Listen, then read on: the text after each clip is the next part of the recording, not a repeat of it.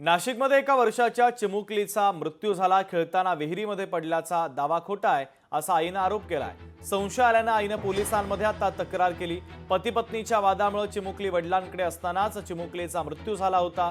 Police तपास आणि शवविच्छेदनात काही आढळल्यास कारवाई होणार असल्याचं देखील आता समोर येतंय। तर पोलिसांनी या प्रकरणाचा आता अधिकचा तपास सुरू केलेला आहे।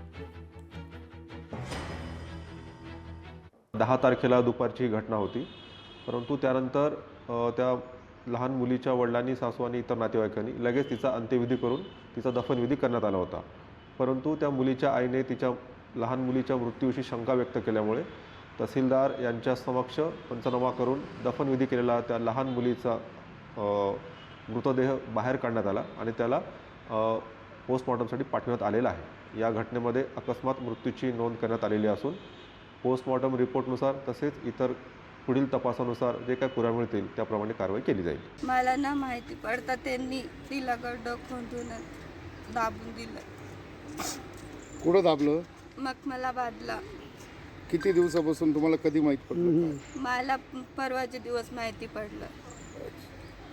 आता ही घटना कधी झाली तुम्हाला माहित कधी पडलंय सगळं? मला 10 तारखेला संध्याकाळी 7:30 वाजता माहिती पडलं। हे त्यांनी खूप टायमाने सांगितलं। हे 5:30ला घडलं, त्यांनी 6:30ला सांगितलं आम्हाला। लोकशाही मराठी ऐका, पहा, जागरूक रहा।